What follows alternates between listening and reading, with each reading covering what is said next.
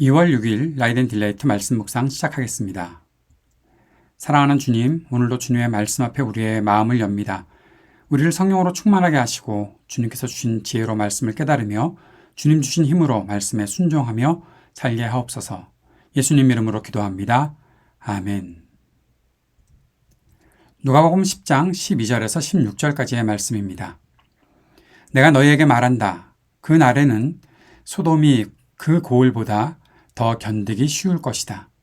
고라시나 너에게 화가 있다. 벳세다야 너에게 화가 있다.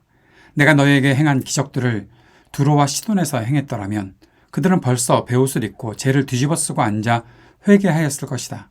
그러나 심판날에는 두로와 시돈이 너희보다 더 견디기 쉬울 것이다. 가버나움아 내가 하늘까지 치솟을 셈이냐 지옥에까지 떨어질 것이다. 누구든지 너희의 말을 들으면 내 말을 듣는 것이요 누구든지 너희를 배척하면 나를 배척하는 것이다. 그리고 누구든지 나를 배척하면 나를 보내신 분을 배척하는 것이다. 아멘. 예수님께서는 72명의 제자들을 보내시면서 혹시라도 그들을 환대하지 않는 고울이 있다면 발에 묻은 먼지를 떨어내라. 그리고 하나님 나라가 가까이 왔다는 것을 전하라 라고 말씀하셨습니다. 하나님 나라는 구원의 완성으로 임하는 것이기도 하지만 또 한 가지 심판으로 임하기도 한다는 것이죠. 그것이 성경에서 말하는 하나님 나라의 도래입니다. 요한계시록에 보면 그 사실들을 더 정확하게 더 많이 또 알 수가 있고 성경은 언제나 그렇게 심판과 구원을 함께 말씀하고 있습니다. 하나님의 부르심 또 그리스도의 복음 그것이 전해질 때 반응하지 않는 사람들에게는 결국 심판이 임할 수밖에 없다는 사실을 주님은 말씀하신 것입니다. 사마리아에서 예수님과 제자들을 받아들이지 않았을 때 그때 그 사실을 보면서 요한과 야고보가 하늘에서 불을 내려서 저들을 싹 태워버릴까? 그럴 만한 권능이 우리에게 있지 않습니까? 라고 그렇게 예수님께 말씀드렸을 때 예수님께서 요한과 야고보를 꾸짖으셨죠. 그 꾸짖으셨던 일은 그런 심판 없어 라고 말씀하신 것은 분명히 아닙니다. 그 일을 하자라고 말하는 요한과 야고보 이 사도들에게 그것은 너희가 할 일이 아니다라고 말씀하신 것이죠. 심판의 주체는 하나님이시지 사람이 자기 기분 나쁘다고 그 사람들 심판하라 그런 말 하면 안 된다라고 말씀하셨던 거죠. 주님은 우리들에게 맡기신 것은 사람들을 긍휼히 여기고 그들에게 주의 복음을 전하고 그들에게 회개할 수 있는 기회를 주의 복음을 증거함으로 나타내는 것 그것이 우리가 할 일이라고 말씀하셨던 것을 우리가 꼭 기억해야 할 것입니다.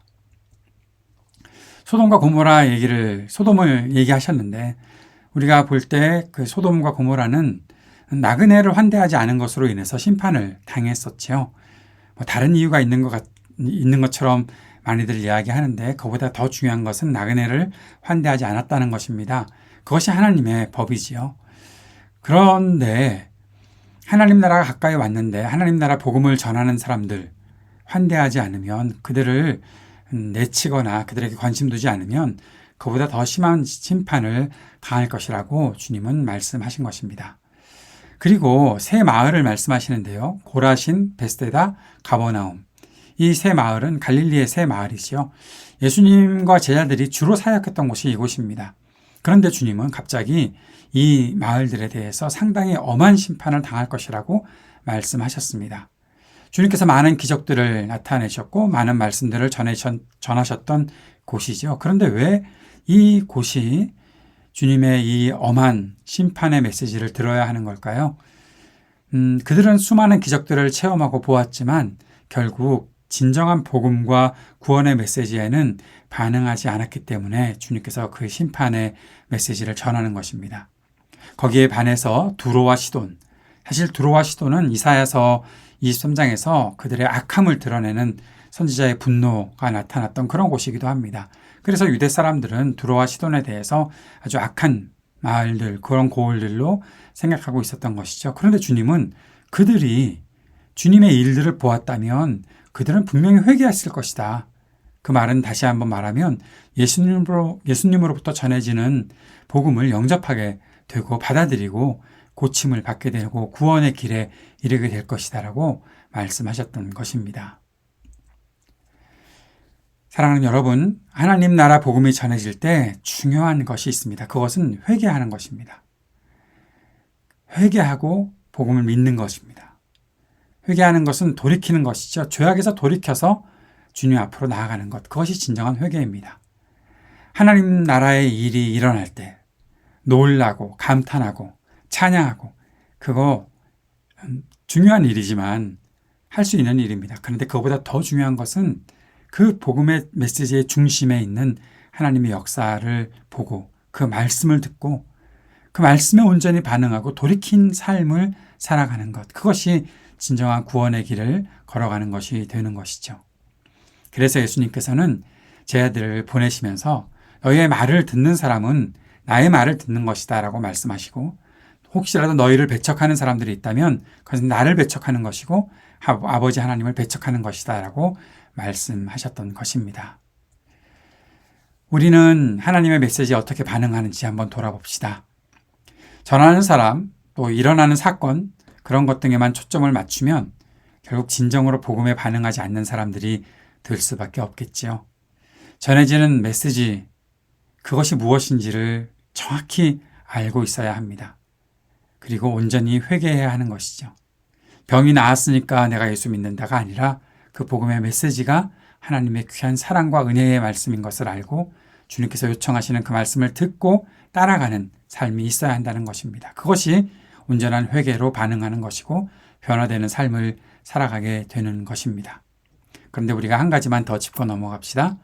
주님께서 너희들, 어떤 사람들 그렇게 말씀하시는 거로 하신 것이 아니라 한 마을들을 통째로 말씀하신 것. 그것을 우리는 어떻게 받아들여야 할까요? 저는 이런 생각을 해봅니다. 하나의 공동체가 만들어내는 영향력이 있겠다라는 것입니다. 그 안에 중심되게 움직이는 사람들의 영향력도 있겠다. 아마 고라신, 벳세다, 가버나움 이들은 주님의 일을 보긴 보았지만 그 말씀에 온전히 반응하지 않는 모습들을 보였을 텐데 그렇게 돌이키지 않는 사람들의 모습이 결국에는 주님의 심판의 메시지를 듣게 되는 일들이 나타났다는 것이죠. 안 하는 건가? 그래, 나도 뭐 별 관심 없어. 우리 주변에, 내 주변에, 우리 마을에 사는 사람들이 뭐 그렇게 돌이키는 사람 없는데 뭐 나까지 꼭 해야 되겠어? 라고 생각한다면 결국 그러한 분위기를 공동체에서 만들어가게 되는 것이죠. 니느웨에서 요나가 메시지를 전했을 때 요나는 이것저것 불평하면서 사흘이나 걸어야 되는 그 니느웨라는 큰 도시를 하룻길만 돌면서 메시지를 전했는데 그 안에 회개의 운동이 일어났던 것 기억하십니까? 누가 그 운동의 중심이 되고 있습니까? 우리 공동체에 누가 하나님의 그 복음에 온전히 움직이는 반응을 보이고 있습니까? 나를 통해서 또 나와 내 옆에 있는 그 사람들을 통해서 한 공동체가 온전히 변화되는 일들이 일어날 수도 있다는 사실을 기억해야 합니다. 반대인 경우도 있겠죠. 내가 별 반응 보이지 않으면 다른 사람도 별 반응 보이지 않다가 결국 함께 고통스러운 심판의 메시지를 들을 수밖에 없는 그런 일도 생긴다라는 것입니다. 나는 어떻게 반응하는가? 나는 공동체에 어떤 영향을 주는 사람인지 깊이 한번 성찰해 볼 수 있는 시간도 가졌으면 좋겠습니다. 말씀을 기억하며 함께 기도합시다. 사건보다 기적보다 그 중심에 있는 복음의 메시지에 초점을 맞추고 살게 하옵소서. 그래서 주님 나라 복음의 일에 우리가 온전히 쓰임받는 사람들 되게 하옵소서. 기도합시다. 오늘도 중보하며 이 땅의 전쟁이 그치기를, 아픈 사람들이 치유되기를, 우리 삶의 터전에 희망이 있기를, 청년들과 노인들, 소외된 이웃들에게 주님의 긍휼이 또 은혜가 넘치게 임하기를 위해 기도하고 우리 교회를 위해서도 함께 기도하는 시간 갖도록 하겠습니다.